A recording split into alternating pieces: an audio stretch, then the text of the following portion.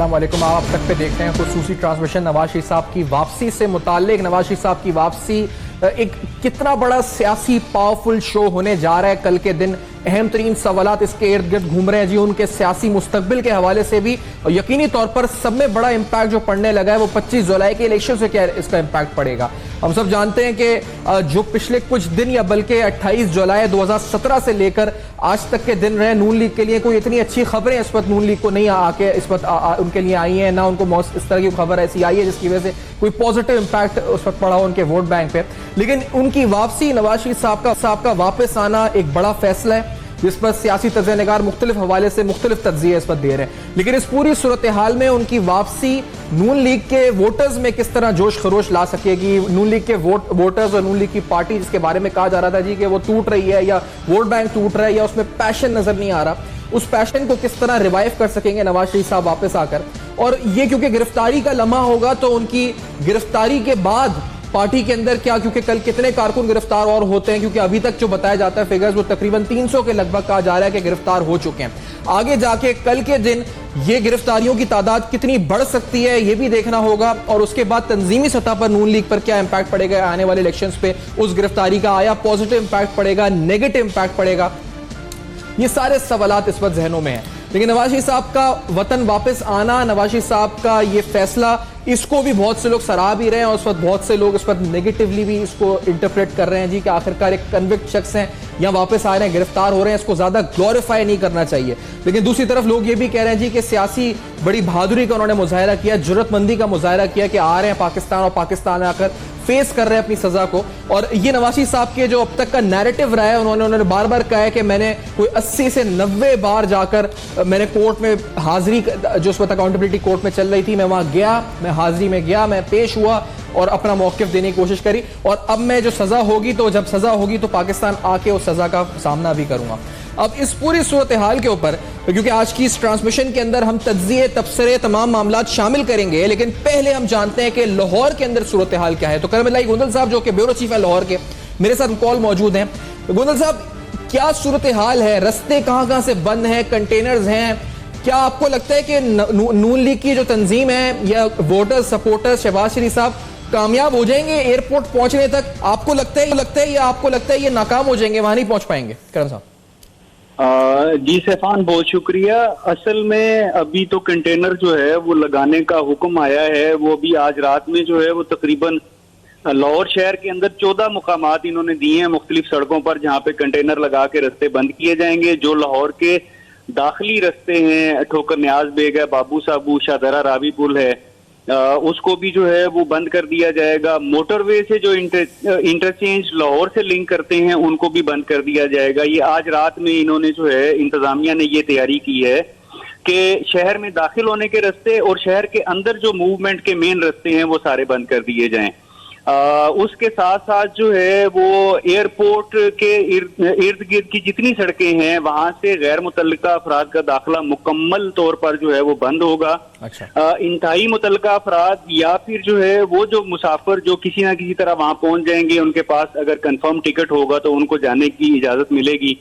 जहां तक ताल्लुक जो है वो शहबाज शरीफ साहब और मुस्लिम लीग नून का है कि वो कल पहुंचने में कामयाब होते हैं या नहीं होते हैं, मेरे ख्याल में तो कामयाबी उनकी यही बहुत है कि उनको रोकने की कोशिश की जा रही है, जिसकी कतन जरूरत नहीं थी। अगर वो 5-7 या जितने भी अफराद उनके साथ होंगे, अगर वो रैली की शक्ल में शहर के अंदर जो है मूव करते हैं तो उसमें रुकावट डालने की जरूरत नहीं थी। रुकावटें डाल के तो उनको जो है वो आपने महमेज दी है, उनको ग्लोरीफाई खुद किया जा रहा है और इसको जो है वो एक इशू बनाया जा रहा है कि उनके लोगों को रोका जा रहा है। इसका मतलब है कि शायद ये खतरा महसूस किया जा रहा है कि बहुत ज्यादा लोग जो है वो सड़कों पर आ जाएंगे, तो इसलिए हम जो है वो उनका रास्ता रोक रहे हैं। अच्छा गोंदल साहब, एक क्योंकि दफा 144 की बात है, तो इस दौरान तो अगर कोई सियासी गैदरिंग होती है, ज्यादा लोग जमा होते हैं तो गिरफ्तारी हो सकती है। अब शहबाज शरीफ साहब अगर इस रैली को लीड कर रहे होंगे तो आपने मुमकिन तौर पे उन्होंने कोई प्लान भी बनाया कि हो सकता है शहबाज शरीफ साहब भी कल गिरफ्तार हो जाएं। मैंने एक इंटरव्यू में सुना, उन्होंने कहा शायद हमजा शहबाज पे लीड करें, और अगर हमजा लीड करें, वो भी दफा 144 के जद में आए, तो वो भी गिरफ्तार हो सकते हैं। तो इलेक्शन से पहले नून लीग क्या अपने सीनियर लीडर्स की गिरफ्तारी पेश करने को तैयार हो गई है कि बड़े बड़े नाम है तो हमजा शहबाज शरीफ? जी सैफान, मैं नहीं समझता कि शहबाज शरीफ साहब को जो है वो कोई गिरफ्तार करेगा या उनको जो है हाउस अरेस्ट किया जाएगा। ऐसा स्टेप जो है वो एक्सट्रीम सूरत हाल में लिया जाता है, फिल वक्त उसकी जरूरत भी नहीं है और हमारी इत्तला के मुताबिक ऐसा कोई कदम उठाने का सोचा भी नहीं गया कि शहबाज शरीफ साहब को जो है वो या गिरफ्तार किया जाए या अगर वो दफा 144 की खिलाफ वर्जी करेंगे उस वक्त गुंजल साहब, तो आपको नहीं लगता जिस तरह कारकुनान गिरफ्तार होंगे और शहबाज शरीफ साहब भी उसी रैली में होंगे, तो फिर वो दफा 144 के तहत उनको गिरफ्तार नहीं कर लिया जाएगा? नहीं, अभी एक चीज जो है वो मैं वाजे कर दूं कि जो दफा 144 30 जून को इंप्लीमेंट की गई थी उसमें इलेक्शन डे से पहले शहर के अंदर 5 या उससे ज्यादा अफराद के जमा होने पर कोई पाबंदी नहीं है। अगर वो पाबंदी होती तो फिर जो इंतखाबी सरगर्मियां हैं, इज्तिमात हैं, जो कार्टर मीटिंग्स हैं, जो रैलियां निकाली जा रही हैं, तो फिर वो भी शहर में बंद हो चुकी होती। 30 जून के बाद महकमा दाखिला ने दफा 144 का कोई नया नोटिफिकेशन अभी तक जारी नहीं किया बाज़ाब्ता तौर पर, जिसमें यह कहा गया हो कि शहर के अंदर कहीं पर भी जो है वो 5 या उससे ज्यादा अफराद के जमा होने पर पाबंदी है। साहब, एक ब्रेक का हमें कहा जा रहा है इस पर, तो हम एक ब्रेक लेते हैं। हमारी ट्रांसमिशन जारी है अब तक पर, और मुमकिन सूरत हाल क्या क्या मुमकिनात हो सकते हैं, क्या क्या लाइकली सिनेरियोज हो सकते हैं, मंजरनामा क्या हो सकता है, आज के हम इस ट्रांसमिशन में आपको दिखा रहे हैं और उस पर तबसरे भी शामिल कर रहे हैं। इस ब्रेक के बाद दोबारा ज्वाइन करेंगे हमारे साथ।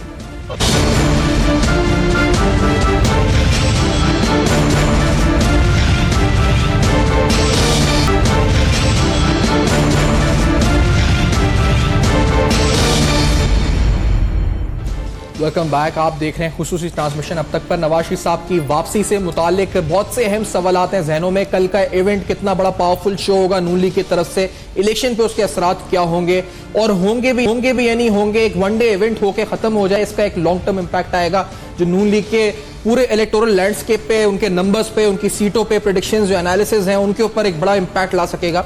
बहुत से अहम सवाल आते हैं। मेरे साथ इम्तियाज गुल साहब मौजूद हैं, सीनियर तज़ा निगार हैं, सीनियर कॉलम नवीस हैं, सीनियर सहाफ़ी हैं, ज्वाइन कर रहे हैं हमारे साथ, DSNG पे मौजूद हैं। और हम गुल साहब पहले आपसे यही, मैं और रूल आरफीन साहब भी हमें ज्वाइन कर चुके हैं जो कि हमारे एंकर पर्सन है अब तक के, हमारे साथ इस ट्रांसमिशन में साथ होंगे।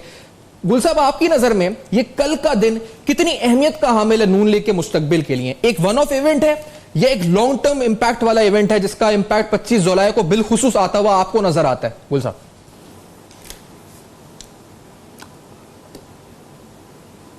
आपकी आवाज काफी सारी खो गई, मुझे तो समझ ही नहीं आया। अच्छा, पीछे से बहुत सारी आवाजें आ रही थी, लेकिन जो मैं समझा हूं, जी मैं जो समझा हूँ ये कि कल का दिन PMLN के मुस्तकबिल के लिए किस हद तक अहमियत हामिल है। वनडे इवेंट होगा तो या इसका देखिए, अगर तो इस वाक़े के जरिए नवाज शरीफ साहब यहाँ आते हैं और उनके लिए बहुत सारे लोग इकट्ठे होते हैं इस्तकबाल के लिए, तो जाहिर है उससे ज़ाहिर होगा कि उनकी मकबूलियत कम अज़ कम लाहौर में ज़रूर मौजूद है। उसका ज़ाहिर है बराह रास्त असर ख़ास तौर पे जो लाहौर के उनके इंतखाबी हलके हैं उस पर भी पड़ सकता है। लेकिन मुझे ताज्जुब इस अमर पे है कि नवाज शरीफ साहब ख़ुद 2012-13 में इसी सुप्रीम कोर्ट और उसकी मातहत जो अदालतें हैं उनके हवाले से बड़े अच्छे ख़यालात के हामिल थे, और जब यूसुफ रज़ा गिलानी साबिक़ वज़ीर आज़म को डिस्क्वालीफाई किया गया तौहीन अदालत के केस में, तो उस वक्त तो एक बड़े जलसे में मई 2012 में नवाज शरीफ साहब ने उन्हें मशवरा दिया था कि वो घर चले जाएं, क्योंकि ये सुप्रीम कोर्ट ऑफ पाकिस्तान है, कोई बनाना रिपब्लिक नहीं है। और अब उसी सुप्रीम कोर्ट ने अगर उनको नाअहल करार दिया या उनको सज़ा दी है तो उन्हें फिर कबूल करना चाहिए था, या और मुल्क और कौम की खातिर मैं समझता हूँ उन्हें, अगर वो समझते हैं कि उनके साथ ज़्यादती हुई है तो उसके बावजूद उन्हें इस नौई का तर्ज़ अमल नहीं इख्तियार करना चाहिए था, क्योंकि वो कल अगर जब आते हैं फिर बहुत सारे लोग उनके हक़ में बाहर जाते हैं, तो उनका जो एक बयानिया है जो उन्होंने गुज़िश्ता 2 साल में घड़ा है, और वो ये है कि हमारी ताकत का असल सरचश्मा आवाम है और अदालतें हमारे मुस्तकबिल का तयन नहीं कर सकती, तो उसी बयानिए को वो मज़ीद बढ़ावा देंगे। और ये बड़े अफसोस की बात होगी, क्योंकि अगर नवाज शरीफ साहब और उनकी बेटी का हम ये बयानिया कबूल कर लें तो इसका ये मतलब है कि किसी भी मुल्क में फिर अदालतों की और इसी तरह उससे जुड़े हुए जो इदारे हैं उनकी कोई अहमियत नहीं है। ज़रूरी बस ये है कि सिर्फ इंतखाब हो जाए और उसके नतीजे में पार्लियामान वजूद में है, पार्लियामान हुकूमत बना ले, अल्लाह अल्लाह खैर सलाह। ठीक है, ये आपने बड़ा इंपॉर्टेंट बात की और बिलखुसूस सुप्रीम कोर्ट के जो इससे पहले फैसलों के रोशनी में जो आपने बताया हिस्टोरिकली। नूरुल आरफीन, आपसे पूछना अगर चाहूं, क्योंकि ये जो पेश किया जा रहा है, इस तरह से पेश किया जा रहा है इस मामले को कि जैसे सिविलियन सुप्रीमेसी के लिए, जमहूरियत की बालादस्ती के लिए कोई बहुत बड़ी जंग लड़ी जा रही है नवाज शरीफ साहब की तरफ से, एक ये तासुर ये भी दिया जा रहा है। लेकिन इस जंग में उनके अपने जो बेटे हैं वो 2 तो लंदन में हैं इस वक्त, और यहां जो गिरफ्तारियां दे रहे हैं वो पता नहीं किसके बेटे हैं, कौन है, जो आम लोग कारकुनान गिरफ्तार हो रहे हैं, और कल भी पता नहीं कितने गिरफ्तार होंगे। आपके नजदीक ये क्या हो रहा है? जमहूरियत के लिए जंग हो रही है बहुत बड़ी, या एक कन्विक्ट शख्स आ रहा है मुल्क के अंदर और उसकी गिरफ्तारी है एंड दैट्स इट? आरफीन साहब, मेरे हिसाब से तो अगर आप बुरा ना माने तो ये कोई जमहूरियत के लिए जंग नहीं है, ये इख्तिदार के लिए जंग है। हाँ, मैं उस वक्त सलाम करता जब जमहूर के लिए कोई जंग लड़ी जाती। ये मुझे क्यों निकाला कि 100% कंटिन्यूएशन है। वोट को इज्जत दो का नारा वो एक ऐसा शेल्टर है कि जिसमें बेचारे एंड रिजल्ट जो है वो उसी वोटर की हार है, क्योंकि वोटर को इज्जत दो देने वाला फलसफा हमारे यहाँ अभी तक अडॉप्ट नहीं किया गया। आपने जो बात की उसी बात से मैं एक चीज और भी निकालूं यहाँ के जो 2 बेटे हैं उनको तो बरतानवी नेशनैलिटी उनके पास है, तो फिर नवाज शरीफ साहब क्या करने आ रहे हैं यहाँ? एक बात, नवाज शरीफ साहब के जो समधी साहब हैं वो बाकायदा जय्यद तौर पर मफरूर मुल्जिम हैं, जय्यद मुस्तनद गिने चुने मुल्जिमान में से शुमार होते हैं वो। तो नवाज शरीफ साहब अगर पाकिस्तानी कौम पर एहसान एक और फरमाते हैं, उन्होंने जमहूरियत के लिए इतनी खिदमत दी हैं कि आते हुए जरा इसहाक डार साहब को भी अगर लेते आ जाए तो नैब का भी काम जरा आसान हो जाएगा। और दूसरी बात ये कि ये जो प्रेस कॉन्फ्रेंसेस वगैरह करके कौम का टेम्परामेंट आजमाया जा रहा है, और ये इधर से हम लोगों में भी पता नहीं क्यों इतनी एक एक्साइटमेंट है कि कंटेनर लगा दो और रोड बंद कर दो। नून लीग का तो इस तरह का कोई रिवायत है ही नहीं। ये लोग तो बेचारे माइंड ही नहीं करते अगर इनके लीडरों को जेल में भर दिया जाए। ये रोड पे निकलने वाली कौम कब है? पिछली मरतबा जब जनरल मुशर्रफ ने हमारा सब्र आजमाया था तो रोड पर लोगों को मिठाई तकसीम करते हुए कि आपने नहीं देखा? नून लीग का तो वो कल्चर ही नहीं है। जितने लोग आज कह रहे हैं नवाज शरीफ कदम बढ़ाओ हम तुम्हारे साथ है, इनमें से 2.5 आदमी अगर खड़े रह जाए तो मैं अपना नाम बदल दूंगा। ये तो सब हवाई फायर करने वाले लोगों में से हैं। जब दानियाल अजीज को आप अपने करीब करेंगे, जब तलाल चौधरी को आप अपने सुर्खील रहनुमाओं में शामिल करेंगे, तो फिर उसका रिजल्ट क्या निकलना है? वो इसहाक डार साहब जो आए और डॉलर के लिए जो उन्होंने खिदमत अंजाम दी वो कहाँ है इस वक्त? मुझे बताएं ना। नवाज शरीफ साहब की जंग लड़ने के लिए यहाँ कौन मौजूद है? सही, इस वक्त फेसबुक पे आप देख रहे हैं कि नवाज शरीफ साहब के घर के बाहर जो कुछ हो रहा है वहाँ एवन फील्ड में। अच्छा, मुझे एक बात बताएं, बुनियादी बात कर रहा हूँ मैं, ठीक है, जमहूरियत के लिए खिदमत या फलाना या ठिकाना, जमहूर को तो यहाँ पीने का साफ पानी मुयसर नहीं है। नवाज शरीफ साहब के पास इतना बड़ा एवन फील्ड अपार्टमेंट वो कहाँ से आया? इमरान खान साहब बनीगाला में बैठे हैं। बनीगाला क्या 120 गज का बंगला है? पाकिस्तान पीपल्स पार्टी की आप बात कर लीजिए तो बिलावल हाउसेस की तादाद गिनने में आपको 4 दिन लग जाएंगे। पाकिस्तान में कितने बिलावल हाउसेस हैं? किसकी बात करूं मैं? किस एक लीडर की बात करूं मैं? यहाँ सिर्फ नवाज शरीफ साहब की बात आप छोड़ दें। ये तो एक अजीब किस्म की एक खिचड़ी पक रही है कि जिसमें पकाने वाला भी परेशान है और बेचारे खाने वाले को मुयस्सर आएगी वो ग़िज़ा या नहीं, और वो बनेगी तो क्या बनेगी, नोबडी नोज़। नहीं, एग्जैक्टली राइट। लेकिन ये इसी बात पे गुल साहब, अगर क्योंकि ये बड़ा इंपॉर्टेंट टाइम होता है ये 25 इलेक्शन से पहले वाला, अब ये सब किताबी बातें हो चुकी हैं, मैनिफेस्टो वगैरह देना, इस दफा हमने देखा किसी पार्टी ने इतना सीरियसली भी नहीं लिया था इस मामले को। लेकिन इस वक्त मामला डिस्कस हो रहे होते हैं कि पानी का मसला कैसे आप हल करेंगे आपकी पार्टी। इस वक्त मामला डिस्कस होने चाहिए थे तालीम के मसले के लिए आपके पास क्या सोल्यूशन है, सेहत के लिए आपके पास क्या सोल्यूशन है। सर, इस वक्त सवाल ये उठ रहे हैं कि जीप के पीछे कौन है। इस वक्त सवाल उठ रहे हैं कि ये जो इन्होंने नैरेटिव बना दिया सियासी जमातों ने कि किसको किसकी कॉल आई। इस वक्त सवाल उठ रहे हैं कि इनकी गिरफ्तारी का शो कितना पावरफुल होगा। तो गुल साहब, ये क्या हेल्दी डिबेट है जो हो रही है इस वक्त, जो होनी नहीं चाहिए थी एग्जैक्टली आपकी नजर में? देखिए सैफान, मैं अभी हफ्ता पहले ईरान से वापस आया। अब ईरान के बारे में जिस अंदाज से हमने बातें सुनी हुई हैं कि बड़ी शदीद किस्म की डिक्टेटरशिप है मुल्लाओं की और वहाँ पे शख्सी आज़ादियाँ नहीं हैं, वो बिल्कुल ऐसा ही है। लेकिन आप ये देखें कि उस मुल्लाओं की डिक्टेटरशिप ने आवाम को क्या सहूलियात दी हुई हैं। वहाँ पीने का पानी, आम नलके का पानी आलमी इदारा सेहत का सर्टिफाइड है। हर, चाहे आप सहरा में चले जाएं, पहाड़ पे चले जाएं, वो पानी बिल्कुल साफ़ और महफूज है और उसको यकीनी बनाया गया है। वहाँ पे हर शख्स की इंश्योरेंस है, हर शख्स को मुफ्त और अच्छे इलाज की सहूलत मुयसर है। और यहाँ पे अगर आप देखें तो ये उल्टी गंगा बहती है। वहाँ पे बल्कि उन्होंने ये भी किया कि 92% शराइत खानगी है।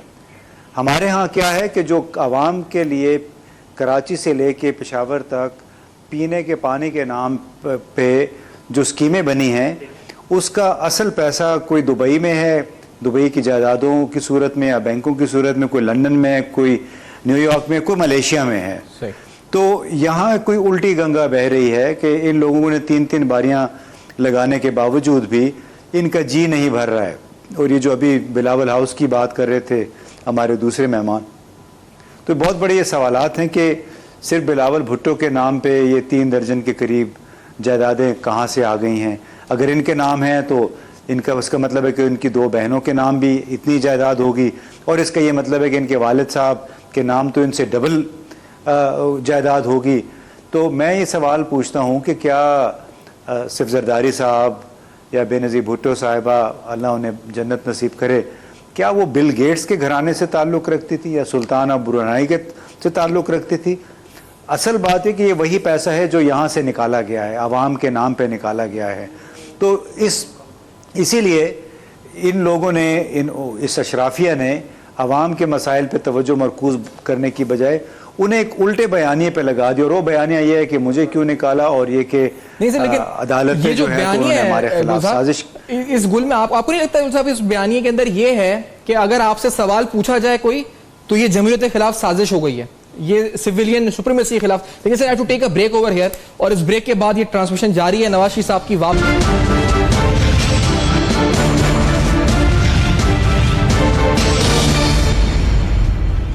वेलकम बैक, आप देख रहे हैं खुसूसी ट्रांसमिशन अब तक पर, और नवाज शरीफ साहब की वापसी से मुताल्लिक अहम तरीन सवालात आखिरकार जो हम उठा रहे हैं और जो उनका सफर है इस वक्त उस पर भी बात कर रहे हैं। अभी इम्तियाज गुल साहब सीनियर तज़निगाह साथ हैं, तबरेज़ हमें ज्वाइन कर चुके हैं लंदन बरतानिया से। नवाज शरीफ साहब की फ्लाइट से मुताल्लिक क्या डिटेल्स हैं तबरेज़, आप मुझे बताएं पहले कि नवाज शरीफ साहब एयरपोर्ट के लिए रवाना हो चुके हैं लंदन में, कितने बजे की फ्लाइट है, क्या आप देख रहे हैं, आपके सामने क्या मंजर है? बिल्कुल, साबिक वज़ीर-ए-आज़म पाकिस्तान मियां मोहम्मद नवाज शरीफ अपनी बेटी मरियम नवाज के हमरा थोड़ी देर पहले यहाँ हार्ले क्लिनिक स्ट्रीट से हिथ्रो एयरपोर्ट के लिए रवाना हो चुके हैं। और मैं आपको बताता चलूँ कि मियां मोहम्मद नवाज शरीफ की जो फ्लाइट है उसकी टाइमिंग बरतानिया के वक्त के मुताबिक 8:45 पर है, और पाकिस्तान का वक्त होगा 12:45। और यहाँ से वो अबू धाबी के लिए इत्तेहाद एयरवेज से रवाना होंगे। तो मैं बताता चलूं कि बड़ी तादाद में पाकिस्तानी मीडिया भी उनके साथ होगा। जब यहाँ से वो रवाना होने लगे थे उस वक्त मुस्लिम लीग के जो कारकुनान है वो अच्छी खासी तादाद में यहाँ पर मौजूद थे, और खवातीन की भी अच्छी खासी तादाद थी। और जो मुस्लिम लीग नून की खवातीन की कारकुनान है उन्होंने कुरान पाक के साए तले मरियम नवाज साहबा को यहाँ से पाकिस्तान के लिए रुखसत किया। और इस मौका पर जितने भी कारकुनान यहाँ थे उन्होंने बहुत ही जबरदस्त नारेबाजी की, तेरी आवाज मेरी आवाज, मरियम नवाज।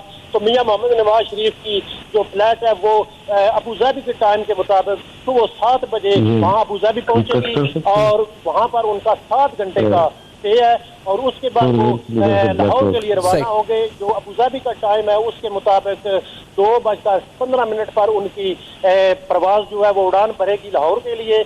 और लाहौर यानी 13 जुलाई बरोज जुम्मा बवक्त शाम 6:15 बजे वो लाहौर के एयरपोर्ट पर लैंड करेंगे। जी ठीक है तबरेज, आप साथ हैं, इम्तियाज गुल साहब भी साथ हैं। तो इम्तियाज गुल साहब, एक ये अभी फ्लाइट निकल चुकी है वहां से, और ये निकल चुके हैं एयरपोर्ट के लिए नवाज शरीफ साहब, पता है आगे फ्लाइट की डिटेल्स ही बता रहे हैं, अबू धाबी और फिर उसके बाद लाहौर।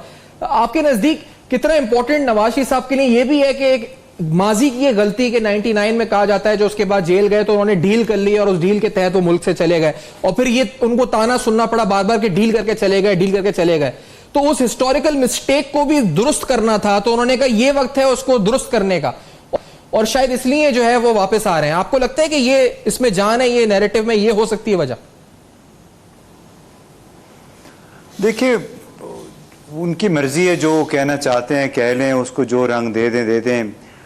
बार बार वो सिविलियन बालादस्ती की बात करते हैं, बड़ी अच्छी बात है, सबकी ख्वाहिश है, जमहूरियत पसंद के तौर पे हमारी भी बड़ी शदीद ख्वाहिश है कि हमारे सियासी जो रहनुमा हैं उन्हें बालादस्ती हासिल हो इस निज़ाम में।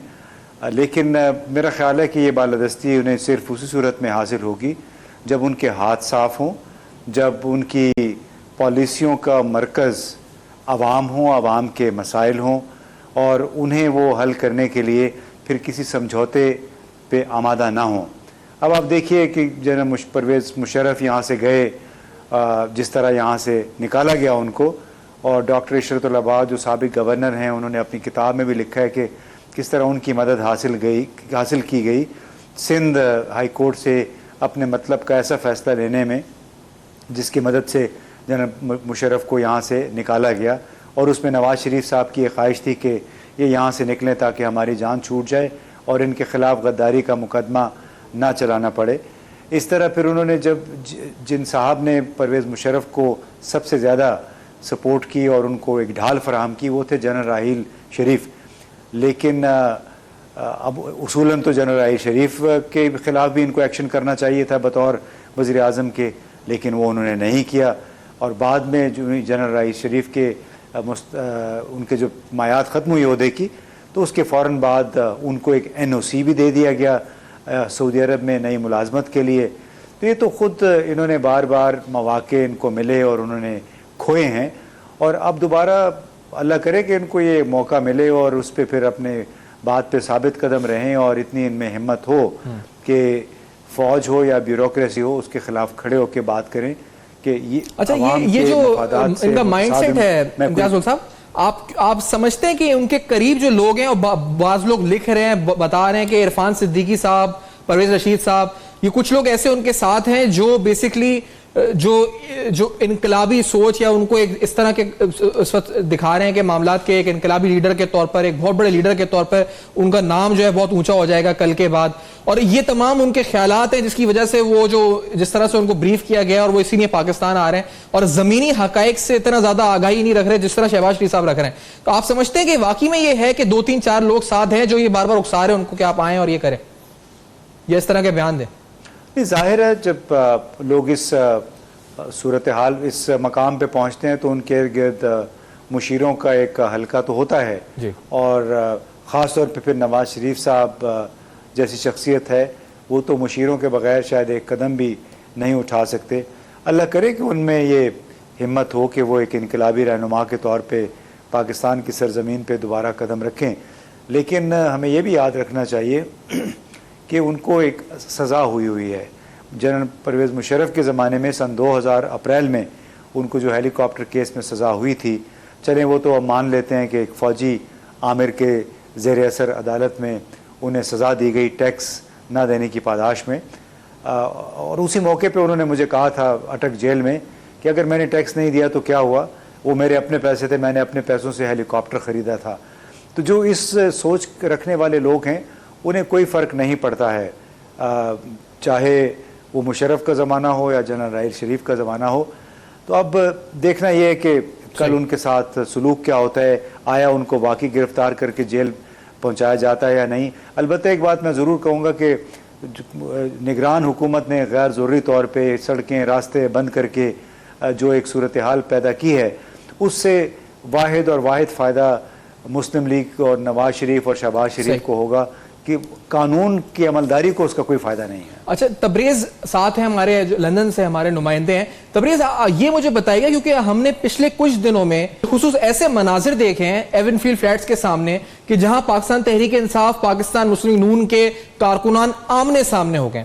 अच्छा, अब ये सूरत हाल आपके लिए कितनी नई थी? लंदन के अंदर पाकिस्तानी पॉलिटिकल पार्टीज के सपोर्टर्स आमने सामने हो रहे हैं, गत्तम गुत्ता हो रहे हैं, वहां की इंतजामिया क्या कहती है इस बारे में? और क्या आपको लगता है ये माहौल ऐसा तो नहीं है कि कल को इमरान खान जब लंदन जाएंगे, इससे पहले भी हम देख चुके हैं, तो नून लीग के सपोर्टर वहां ना पहुंच जाएं, वहां उनके घर पे हमला कर दें बदले के अंदर कि आपने हमारे साथ ये किया था? तो ये कोई इश्तियाल अंगेजी की तो नहीं आ गई लंदन की फिजा में ये पीटीआई और नून लीग के सपोर्टर्स की वजह से? तबरेज़ जी, ये कोई रवायत सही नहीं है। इससे पहले भी जितने भी यहाँ पर पॉलिटिकल लीडर आए हैं उनके सामने प्रोटेस्ट किए जाते रहे हैं।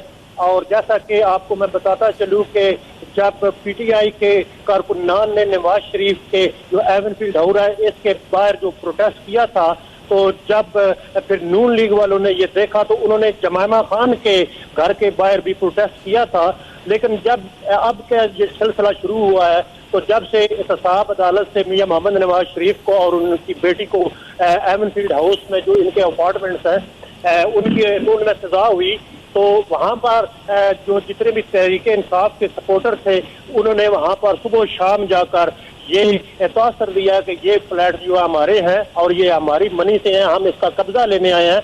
लेकिन मैं आपको बताता चलूं कि यहाँ पर लॉ एंड ऑर्डर की सिचुएशन बहुत स्ट्रांग है और कानून की पासदारी होती है और इस मौका पर पुलिस भी मौजूद होती है। कोई ऐसा ताकि ऐसा नागवार वाकया पेश ना आए। मैं आपको बताता चलूं कि ये सिलसिला उस वक्त ज्यादा जोर पकड़ गया जब एक दिन मियां मोहम्मद नवाज शरीफ यहाँ हार्ले क्लिनिक से घर पहुंचे तो पीटीआई के सपोर्टर्स थे, उन्होंने मियां मोहम्मद नवाज शरीफ पर हमला करने की कोशिश की और ट्राली भी मारी। तो उसके बाद मुस्लिम लीग नून के जो कारकुनान हैं वो भी उनके आमने सामने जो प्रोटेस्ट करते रहे और एक दूसरे की लीडरशिप पर वो नारेबाजी करते रहे। लेकिन सिर्फ एक छोटा सा जो इंसिडेंट ये हुआ था कि यहाँ पर मुस्लिम लीग नून के रहनुमा है नासिर भट्ट साहब, उन्होंने प्रोटेस्ट करने वालों से खून छीन लिए थे, जिस पर पुलिस मौका पर पहुंचकर उन्होंने नासिर भट्ट को हिरासत में लेकर पुलिस स्टेशन मुंतकिल कर दिया था, लेकिन उनको बाद में जमानत पर रिहा कर दिया था। तो मैं आपको बताता चलूं कि यहाँ पाकिस्तान में भी ऐसी सिचुएशन नहीं है और यहाँ पर हर एक शहरी का एहतजाज करने का एक बुनियादी हक है। लेकिन वो एक लिमिट्स के अंदर हद है ना। ये जो हमने वो वाकया देखे थे, ट्रॉली उठा के फेंकना या दरवाजे के ऊपर लोग लाते मार रहे थे, वो लिमिट से फिर क्रॉस कर रहा था। एहतजाज जो था वो इश्तियाल की सूरत इख्तियार कर गया था। जिस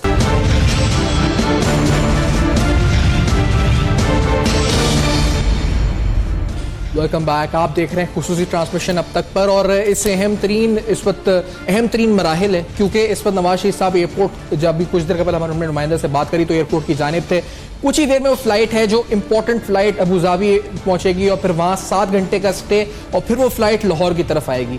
लाहौर में क्या तैयारियां इंतजामिया की तरफ से हैं ये भी आपको प्रोग्राम में हम आगे चल के दिखाएंगे और दीगर मनाजिर जो अब तक आए हैं इस वक्त, जब लंदन से वो लोग निकल रहे हैं वो भी आपके साथ शेयर करेंगे।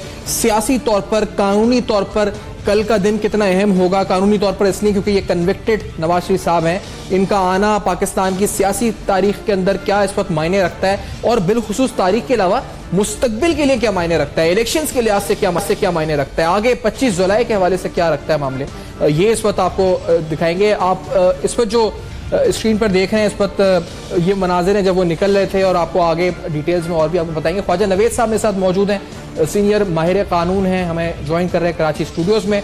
मजहर अब्बास साहब मेरे साथ मौजूद हैं टेलीफोन कॉल पे, सीनियर तर्जुमानिगार हैं, सीनियर सहाफ़ी हैं। मजहर अब्बास साहब, आप कब आपने ज्वाइन किया? मजहर अब्बास साहब, आपका मैंने पढ़ा भी आर्टिकल कुछ दिन कबल, नवाज शरीफ साहब की वापसी की वजह आपकी नज़र में एक वजह यह भी है कि वो अपनी हिस्टोरिकल मिस्टेक 99 के अंदर जो डील कर ली थी उसको दुरुस्त करना चाहते हैं, ये आपने लिखा था। तो आपके नजदीक वो मौका, वो सर्कमस्टेंसेस बन चुके हैं वैसे कि अब ये वो मिस्टेक वापस, वो गलती धुल जाएगी, वो माजी जो खराब था वो दुरुस्त हो जाएगा कल के दिन?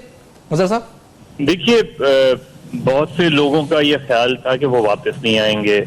अब जब वो वापस आ रहे हैं तो बहुत कुछ लोगों का ख्याल है कि वो इसलिए वापस आ रहे हैं कि कानूनी नुक्ते नज़र से उनका वापस आना ज़रूरी था, वरना उनकी अपील नहीं सुनी जाती। तो दोनों नुक्ते नज़र अपनी जगह मौजूद है, लेकिन उनका वापस आना ये जानते हुए भी कि जो हालात हैं वो मुस्लिम लीग नून के लिए मुवाफिक नहीं है और उन्हें ये भी पता है कि वो वापस आएंगे तो वो नाअहल तो पहले ही फॉर लाइफ हो गए हैं, उनको गिरफ्तार करके सीधे जेल होगी और उसमें प्रोटेक्टिव बेल के भी चांसेस बहुत कम है। तो ये समझते हुए उनका वापस आने का फैसला इसलिए उनकी अपनी सियासी हिकमत अमली के लिहाज से बिल्कुल दुरुस्त है, इसलिए कि वो जो बयानिया लेके आगे चल रहे हैं उस बयानिए में अगर वो वापस नहीं आते तो वो बयानिया वहीं ख़त्म हो जाता। लेकिन उनकी वापसी के फैसले से उनके जो अपने सपोर्टर्स हैं, कारकुन हैं, उन्हें यकीनी तौर पे कम से कम और कुछ नहीं तो ये हौसला ज़रूर होगा कि नवाज शरीफ साहब भागे नहीं, नवाज शरीफ साहब सज़ा से भागे नहीं बल्कि वापस आ रहे हैं और सज़ा का सामना करना पड़े। तो सियासी नुक्ते नज़र से और मुस्लिम लीग नून के नुक्ते नज़र से ये उनका बिल्कुल बेहतर फैसला है, क्योंकि 2001 में जब वो गए थे और 12 अक्टूबर 1999 से 2001 तक का जो वक्त था जिसमें नवाज शरीफ साहब और ख्वाजा नवीद साहब इधर हैं जो लांडी जेल में उनसे मिलने जाते रहते थे, ये जो पीरियड था उस पीरियड तक लोगों में मुस्लिम लीग नून अपनी जगह इंटैक्ट थी। लेकिन जिस वक्त वो वापस गए और चले गए सऊदी अरब उसके बाद मुस्लिम लीग जो है वो टूटना शुरू हो गई। वो जो चीज़ है वो शायद उनको इस वक्त भी हर्ट करती है कि अगर वो उस वक्त नहीं जाते तो शायद परवेज मुशर्रफ साहब का वो ज़्यादा बेहतर अंदाज में मुकाबला कर सकते थे। अच्छा, वो अब जो उनकी वापसी हुई है गालिबन एक वजह ये भी हो सकती है कि वो ये समझते हैं कि अगर पार्टी ने आगे बढ़ना है, उनकी सियासत का भले उनको फॉर लाइफ बैन कर दिया गया हो और डिस्क्वालीफाई कर दिया गया हो, लेकिन बहरहाल उनकी पार्टी जो है वो आज भी उन्हीं के नाम से पहचानी जाती है। अच्छा, लेकिन मज़हर साहब एक बात सवाल यहाँ पे कि जिस जंग का वो ऐलान यानी जमहूरियत की है, सिविलियन सुप्रीमेसी की वो बात कर रहे हैं, उसके जो कमांडर यहाँ पे ऑन ग्राउंड है वो शहबाज शरीफ साहब हैं, यानी वो अमली तौर पे तो वो कारकुन जमा करेंगे, यहाँ पे अमली तौर पे वो सामने होंगे।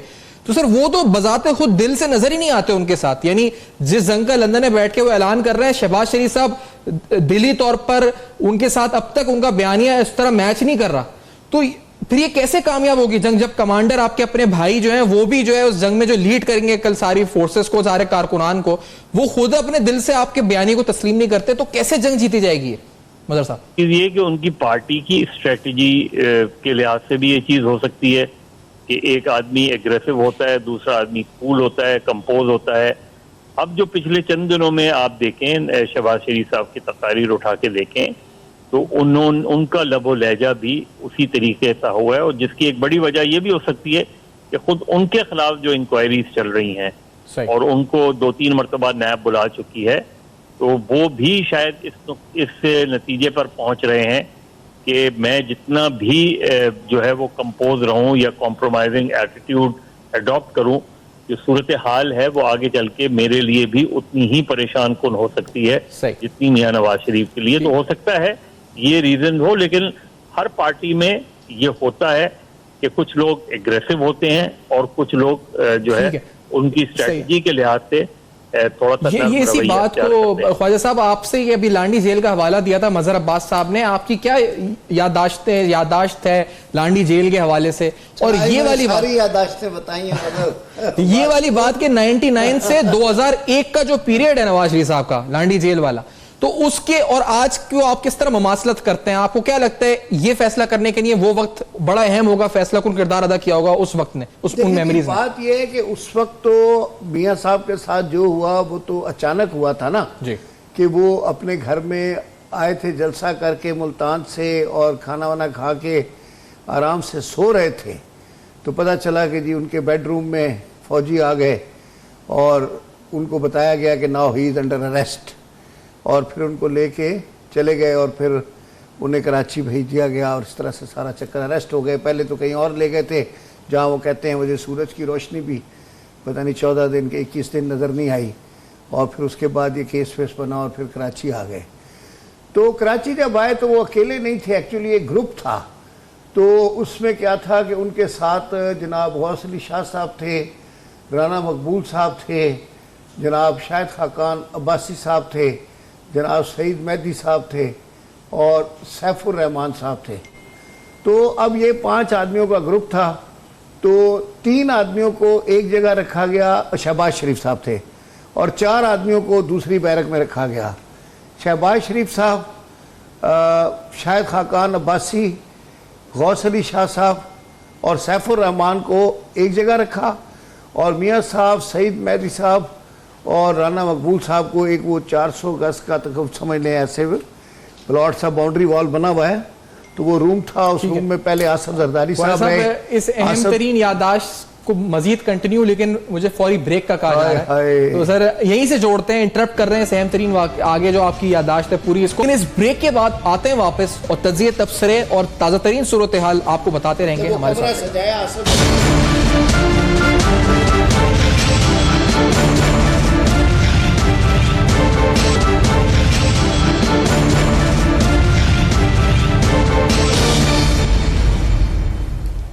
वेलकम बैक, आप देख रहे हैं खुसूसी ट्रांसमिशन। और आज के दिन अहम तरीन, कल 13 जुलाई नवाज शरीफ साहब की फ़्लाइट आती है लाहौर, गिरफ्तारी के भरपूर इम्कानात, तैयारियां मुकम्मल।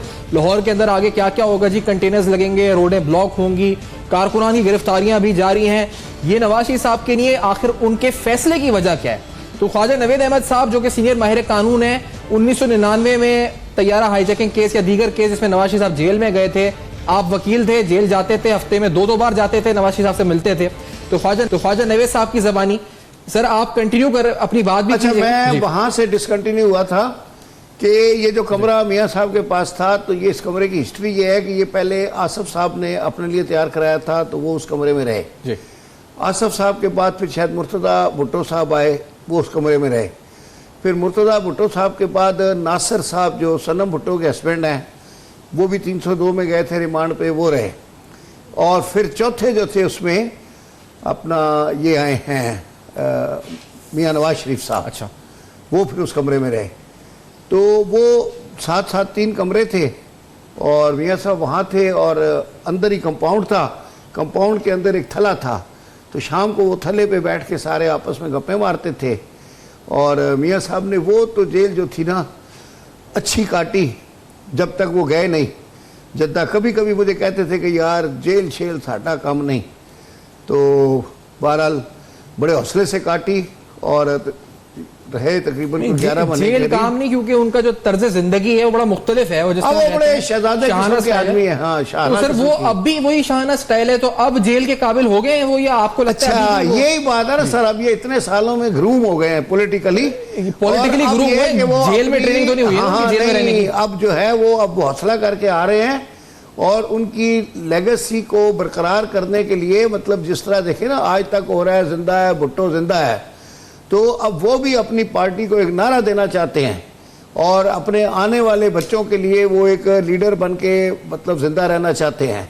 देखिए ऑलरेडी वो 70 ईयर्स के हो गए हैं और मतलब प्रैक्टिकल लाइफ में अल्लाह उनकी ज़िंदगी करे 10 साल चलेंगे, तो उसके बाद तो फिर रिटायरमेंट ही होती है। और अभी तो वैसे भी जैसे अदालतों ने उनको नाअहल कर दिया है, तो जब तक वो लीगल बैटल करें, ये सारा करें, पता नहीं कितना टाइम लगेगा।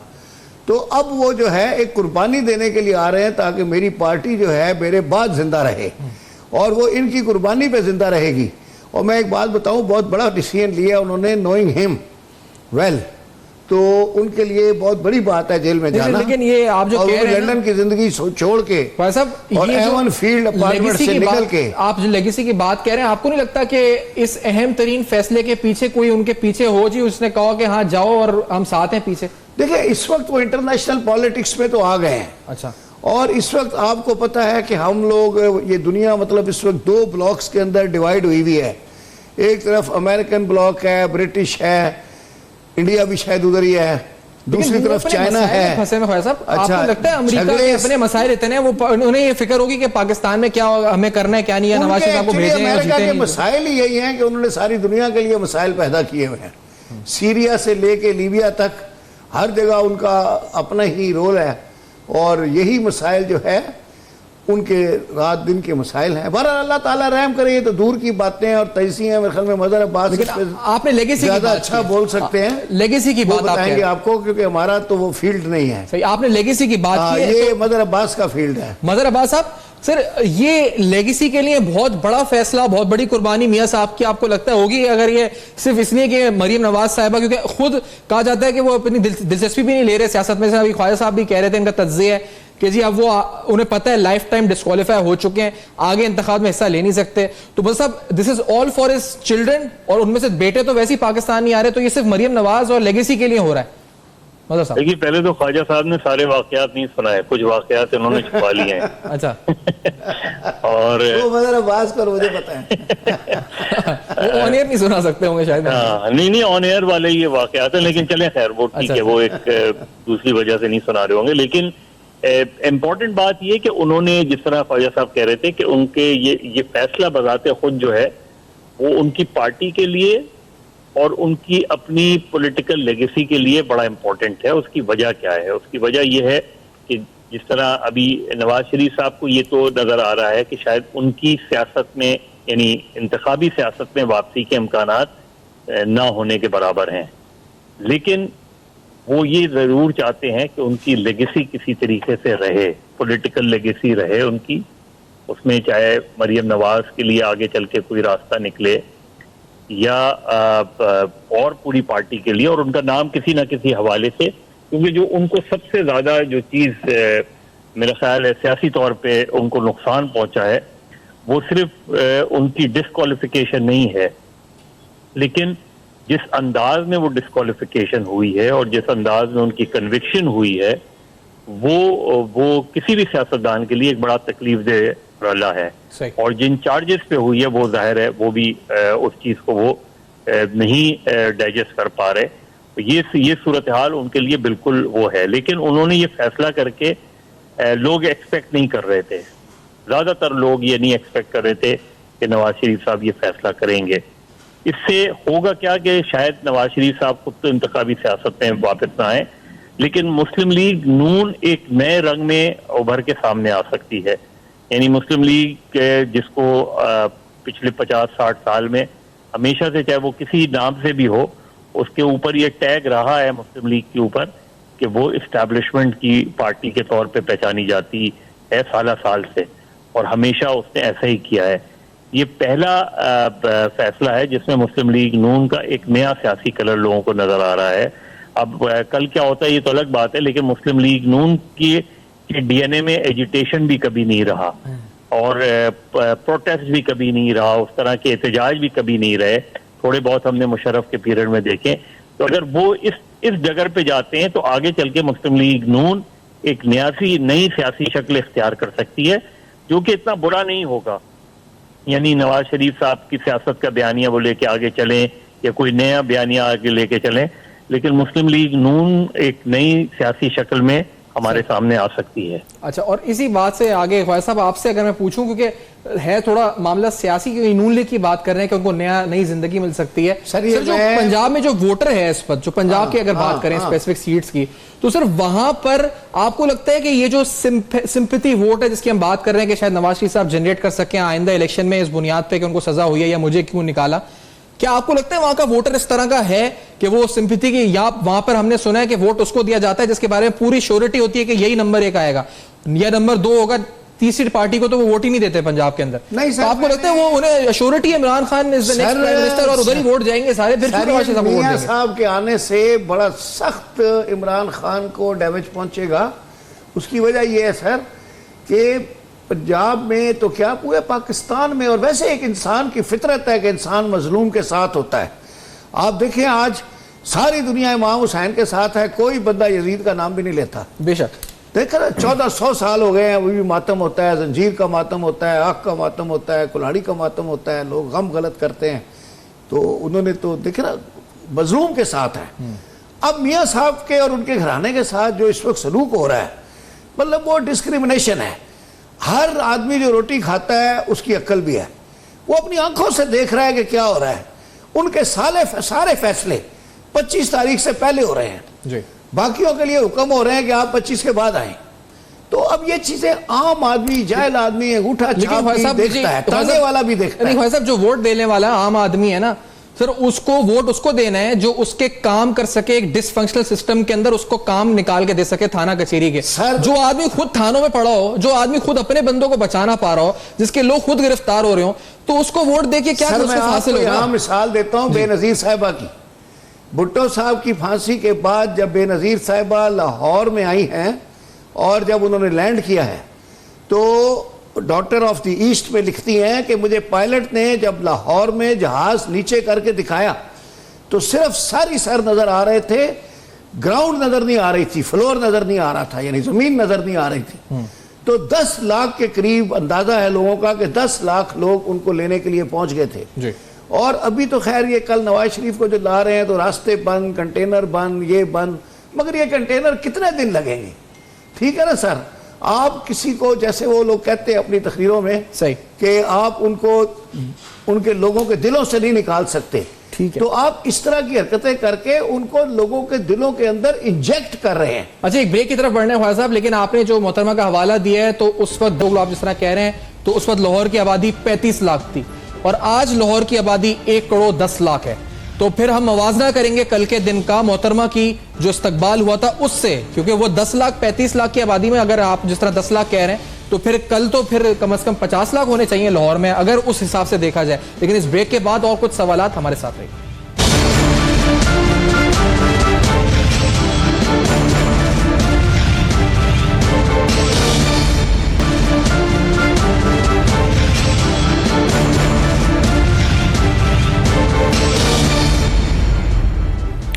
Welcome back. आप देख रहे हैं खुसूसी ट्रांसमिशन और इस ट्रांसमिशन में हम आपको अपडेट्स दे रहे हैं। लेटेस्ट सूरत हाल जो है इस हवाले से आपको बताते जा रहे हैं। बड़े अहम तरीन मामलात हैं, बड़े अहम तरीन मामलात के साथ साथ अहम तरीन पेशरफ्त है तज्ज़िये तबसरे। नवाज शरीफ साहब का फैसला कितना अहम है और इस फैसले से मुंसलिक जो सियासी नौयत के मुस्तकबिल के मंजरनामे के हवाले से इसका इम्पैक्ट पड़ेगा, उस हवाले से हम अहम तरीन सवालात उठा रहे हैं कि उनके आने से, जिस तरह मजहर अब्बास साहब भी कह रहे थे कि नून लीग की सियासत को नया रंग मिल सकता है।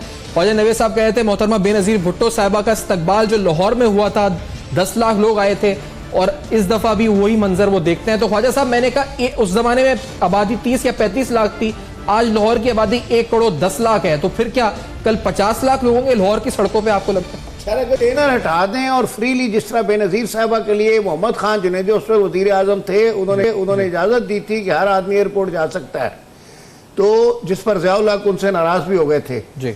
तो अगर कल हर आदमी को इजाज़त दे दी जाए कि वो नवाज शरीफ के इस्तकबाल के लिए जा सकता है और नवाज शरीफ को इजाज़त दे दें कि वो जीटी रोड से रावलपिंडी चला जाए, तो मैं कहता हूं कि 1-1.5 करोड़ आदमी तो उस जुलूस में आराम से 1-1.5 करोड़ आदमी, हाँ सर, अच्छा, पूरे रास्ते में, मतलब पिंडी से पिंडी तक। तो फिर तो आपको 1.5 करोड़ तो इनका वोट था सर 2013 में। आपको क्या लगता है पूरा जिन्होंने वोट दिया था 1.5 करोड़ लोग आ जाएंगे बाहर पंजाब? सर वो लोग तमाशा देखने भी आते हैं, तफरी करने भी आते हैं और नवाज शरीफ को देखने आएंगे, तो जाहिर है मतलब 1.5 करोड़ मैंने ज्यादा कह दिया होगा, आप उसको 60 लाख कह दें, मतलब बंदा बहुत जमा हो जाएगा।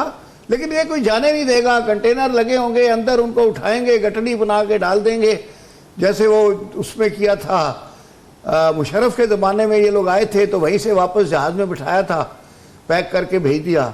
तो अभी भी जो इनका प्रोग्राम है वो तो यही है कि जैसे ये उतरेंगे तो इनको पैक करके बर्गर की तरह सीधा वहां भेज देंगे। अच्छा, ये लिस्ट हम दिखा देते हैं कि जो अरेस्ट कारकुनान डिलीवर हो जाएंगे। नून लीग के जो कारकुनान अरेस्ट हुए, एक तो उनकी फहरिस्त है जिसपे आगे लिखा है जी शरपसंद कारकुन, और कुछ जो उन्होंने अरेस्ट हुए हैं जिनका ताल्लुक जिस यूसी से है उसके हवाले से फहरिस्त है, और दूसरी फहरिस्त के अंदर लाहौर कहां से सील होगा वो फहरिस्त है, जिसके अंदर तकरीबन 50 मुकामात हैं जिसके अंदर कंटेनर्स लगाए जाएंगे। सड़क या तो मुकम्मल चारों तरफ से बंद होगी या एक तरफ से बंद होगी, उसकी तफसीलात इस फहरिस्त में मौजूद है। मजहर अब्बास साहब, एक सवाल आपसे पूछना यह है जी इंपॉर्टेंट, ये नवाज शरीफ साहब ने गलतियां जो उन्होंने करी उसके अंदर क्या ये गलती ये भी थी कि उन्होंने अपनी स्ट्रीट पावर को बहुत जल्दी एक्सपोज कर दिया?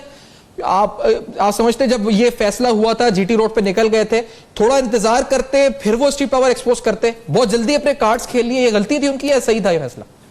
देखिए, दोनों नुक्ते नजर हैं। एक तो चीज ये कि बिना ख्याल ख्वाजा नवीद साहब कुछ ज्यादा जज्बाती हो गए, इतना क्राउड नहीं आता है। नहीं, बात कर रहा था। और दूसरी चीज ये कि नवाज शरीफ साहब कन्विक्ट हैं, बेनजीर भुट्टो साहिबा कन्विक्ट नहीं थी और वो कन्विक्ट के तौर पे आ रहे हैं और उनको जाहिर है वो एयरपोर्ट पे जैसे ही पहुंचेंगे वो गिरफ्तार होंगे और जाहिर है कानून के मुताबिक उन्हें गिरफ्तार होना भी चाहिए।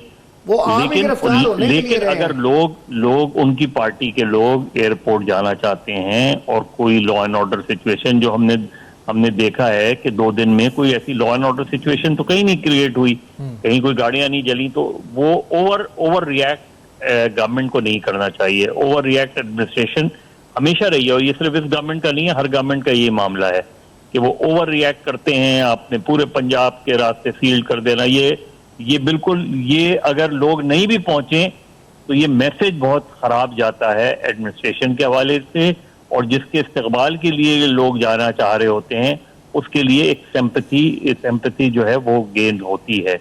तो ये तो बिल्कुल जो ग्राउंड रियलिटीज हैं और जो हमने खुद देखी है इतने जलसे जुलूसों में, वो आपको साफ इसके अंदर नजर आती हैं ये चीजें। तो ये जो सूरत हाल है ना, ये इसमें हमेशा इस चीज को सोचना चाहिए। लेकिन एडमिनिस्ट्रेशन का अंदाज कोई भी गवर्नमेंट हो एक ही तरह का होता है, चाहे वो केयर टेकर्स हो, चाहे कोई पॉलिटिकल गवर्नमेंट हो या मिलिट्री गवर्नमेंट हो, वो बिल्कुल एक ही अंदाज में। अब तक तो कम से कम मुझे 35-36 साल हो गए हैं जर्नलिज्म किए हुए, बहुत से मुजाहरे देखे हैं, बहुत से तरीके देखे हैं, ये बिल्कुल आइडेंटिकल तरीका है, कोई तब्दीली नहीं आती इनके रवैयों में, इनके एटीट्यूड में। मतलब 2 चीजें, एक तो जो हम सुनते आते हैं हर दफा धरना होता है, एहतजाज होता है जी कि पाकिस्तान को जरूरत है कि एंटी रियॉट्स पुलिस की ट्रेनिंग की और उनको हैंडल करना चाहिए, प्रोटेस्टर्स को उसकी ट्रेनिंग देनी चाहिए, और एंटी रियॉट्स पुलिस बनी भी है, इस्लामाबाद में शायद कायम हुई है, पंजाब में भी है। लेकिन ये चीजें हम सुनते ही हैं, फिर आके जब धरना होता है जिस दिन, उस दिन वही तरीका जिस तरह आप बता रहे हैं, डंडे मारना, वही सारे लाठीचार्ज, वही आंसू गैस के शेल, जख्मी अफराद और केओस फैल चुका होता है। ये फिर कल अगर खुदा ना खास्ता होता है तो यही चीजें नजर आएंगी हमें मंजर। ये मैं आपको बताऊं ना कि ये जो क्रैकडाउन होते हैं या गिरफ्तारियां होती हैं, ये इसके अंदाज क्या होते हैं? इसके अंदाज ये नहीं होती है पुरानी फाइलें खोलते हैं जी। ऐसे लोगों के नाम निकाल के लाते हैं जिनमें से कुछ लोग जो है वो मर गए होते हैं। इस तरह के केसेस को रीओपन किया जाता है कि जो तकरीबन खत्म हो चुके होते हैं। तो ये एक पुलिस मेंटालिटी हमेशा से रही है। अंदाज आप सिर्फ पुलिस को ये पता चलना चाहिए कि जी हमने कार्रवाई करनी है, लोगों को उठाना है, तो वो हर तरह के लोगों को उठा लेते हैं। तो ये एक मजमूई रवैया है और ये आपने बिल्कुल ठीक कहा कि चाहे वो पॉलिटिकल सिविलियन गवर्नमेंट्स हों या कोई भी गवर्नमेंट्स हों, वो इस तरफ तवज्जो नहीं देती। वो ये इस तरफ नहीं देती तवज्जो कि कल वो आज गवर्नमेंट में है तो कल वो अपोजिशन में होंगे, और इसलिए चीजों को बेहतर करना। लेकिन हसन अस्करी साहब जो हैं इस वक्त, मज़हर अब्बास साहब, बहुत से सहाफ़ी उनको कुछ और एक्सपेक्ट कर रहे थे उनसे, बीइंग अ प्रोफेसर और बड़े लर्नड आदमी हैं। तो हम आज भी देख रहे थे बड़े लोग तनकीद भी कर रहे हैं कि हसन अस्करी साहब से तो हम तवक्को नहीं रखते थे कि वो भी ऐसे मेजर्स लेंगे, या तो इस्तीफा दे दें या इस वक्त वो ना करें ऐसा, तो बताएं, वजाहत पेश करें कि क्यों कर रहे हैं ऐसा। आप एक्सपेक्ट कर रहे थे कि हसन अस्करी साहब की एडमिनिस्ट्रेशन में भी यही सब हो रहा होगा? देखें, अगर एक तो चीज ये कि ज़ाहिर है लाहौर एयरपोर्ट बहुत ही हसास इलाके में है। ये बात ठीक है कि लाहौर एयरपोर्ट के जाने वाले रास्ते को आप ब्लॉक कर देते कि जी एयरपोर्ट रास्ते जा रहे हैं, बाकी फैसिलिटेट करना चाहिए था कि ठीक है लोग ज़ाहिर है वो कभी भी कानून के मुताबिक नवाज शरीफ साहब को एयरपोर्ट से वापस आके और इस तरीके से जो है वो आके उनको गिरफ्तार ना करना जो है वो कानून की खिलाफ वर्जी होती। गिरफ्तार ना करना कानून की खिलाफ वर्जी होती है अगर उन्हें नहीं किया जाता है। लेकिन अगर लोग उनसे साथ, उनके सपोर्टर्स, उनके वर्कर्स अगर उनके साथ सॉलिडारिटी शो करने के लिए 50,000, 25,000, 30,000, 1 लाख आते हैं और वो पुरअमन रहते हैं, तो किसी को क्या प्रॉब्लम है और क्यों प्रॉब्लम है? ठीक है, आप उसका काउंटर जो प्रोपेगेंडा है और काउंटर वो जो है वो अपनी जगह, जाहिर है लोगों को पता है कि वो एक कन्विक्ट हैं, एक बड़े सीरियस चार्ज में उनको कन्विक्शन हुई है, उनको डिस्क्वालिफिकेशन हुई है, उनकी बेटी को हुई है, उनके दामाद को हुई है। ये तो सारी चीजें ऑन रिकॉर्ड हैं और ये चीज कोई ढकी छुपी नहीं है। सही। लेकिन अगर ऐसे मौके पे लोग आ जाते हैं उनके सपोर्टर, तो मेरा ख्याल है पैनिक का बटन क्यों दब जाता है हमारे यहाँ हमेशा हुकूमत के लेवल पे, कि आप पैनिक कर जाते हैं और इस तरह के। और बिल्कुल आपने ठीक कहा कि अस्करी साहब को चाहिए कि ये जो ओवर रिएक्शन है, वो खुद जब माजी में इस तरह की चीजें होती थी तो वो खुद टेलीविजन पे बैठ के इन चीजों को पर तनकीद किया करते थे। आज वो केयर टेकर चीफ मिनिस्टर बन के वही सारी चीजें कर रहे हैं, या उनको नजर आ रहा है कि ऐसी चीजें हो रही हैं। हाँ, बिल्कुल आप अलर्ट रहें, जरा सी लॉ एंड ऑर्डर सिचुएशन हो, बिल्कुल जो है रिएक्ट करें। लेकिन जब तक लॉ एंड ऑर्डर सिचुएशन नहीं बन रही है तो अननेसेसरी चीजों को ब्लॉक करना, अननेसेसरी रास्तों को सील करना, मां सिवाय एयरपोर्ट के, मेरा ख्याल है कि ये ओवर रिएक्ट कर गई है केयरटेकर गवर्नमेंट। अच्छा, इसमें ख्वाजा साहब आपकी नजर में कानूनी नुक्ता नजर क्या है? क्योंकि हमने इससे पहले देखा है कि पिंडी में जो लोग कैप्टन सफदर को इस्तकबाल के लिए आए थे, वहां रैली थी, तो उसके बाद नैब ने खत लिखा था कि FIR दर्ज की जाए। उसमें बड़े बड़े हनीफ अब्बासी साहब का भी नाम था कि इन लोगों ने बेसिकली ऑब्स्ट्रक्शन ऑफ जस्टिस की है, गिरफ्तारी के अंदर खलल, नैब के जो कानूनी काम था उसमें खलल डाला है, इसलिए इनको गिरफ्तार किया जाए। अच्छा, दूसरी चीज है दफा 144, अब वो भी अगर नाफिज है और अगर उसकी खिलाफ वर्जी हो तो उस पर अरेस्ट भी बनता है। तो ये दोनों चीजें जो है, आपको लगता है इसके तहत तो फिर कल शहबाज शरीफ साहब भी अरेस्ट हो सकते हैं, क्योंकि ऑब्स्ट्रक्शन ऑफ जस्टिस भी हो सकती है, दूसरी दफा 144 भी हो सकती है। भाई साहब, अब देखिए सर, बात यह है कि खैर वो जो FIR बनी है, उनकी बेल बिफोर अरेस्ट ली है, अब वो दायरा चालान सबमिट होंगे, फिर उन पर ट्रायल होगा और कोर्ट्स वर्डिक्ट देंगे। बतौर कानूनी माहिर मेरा कहना यह है कि हर क्राइम के लिए जो सबसे बेसिक चीज होती है उसे कहते हैं मेंस रिया। मेंस रिया का मतलब क्रिमिनल इंटेंशन। अच्छा, अगर क्रिमिनल इंटेंशन नहीं है तो कितना भी डेंजरस, आप रोज पढ़ते होंगे अखबार में कि इत्तफाकी गोली चलने से गार्ड मर गया, इत्तफाकी गोली चलने से बच्चा मर गया, तो उसमें कोई 302 की FIR नहीं कटती, ठीक है। हाँ, कत्ले खता की काट देते हैं कभी कभी, लेकिन अब बात यह है कि अगर बिल्कुल इत्तफाकी चल गई है या नाली साफ करते हुए चल गई है तो कुछ भी नहीं होता। तो इसलिए कि उस बंदे की कोई क्रिमिनल इंटेंशन नहीं थी। सिमिलरली अब वो जो कप्तान का क्या नाम बताया, सफदर अब्बासी, कैप्टन सफदर अब्बासी साहब, अब वो चले ही सफदर जी, वो चले ही वहां से मानसेरे से थे अपनी गिरफ्तारी देने के लिए जी। तो एक आदमी जब घर से आ रहा है आपको गिरफ्तारी देने के लिए, तो फिर उसको रास्ते में पकड़ना, ये करना, मतलब वो एक खास डेस्टिनेशन पे पहुंच के ज़ाहिर है रियलाइज करना चाहिए कि भाई ये भी सियासी लोग हैं, इनकी अपनी दुकानदारी होती है, वो उसको चमका रहे हैं। तो अब वो अरेस्ट तो होने खुद आ रहा है। देखें, एजेंसियों में या नैब में इतनी वो होती इंटेलिजेंस जी, तो ये उसको जाके मानसेरे से पकड़ लेते। इनके अंदर तो कोई इंटेलिजेंस ही नहीं थी कि कहां से वो आया है, पिंडी में दाखिल कैसे हुआ है, कुछ नहीं कर सके।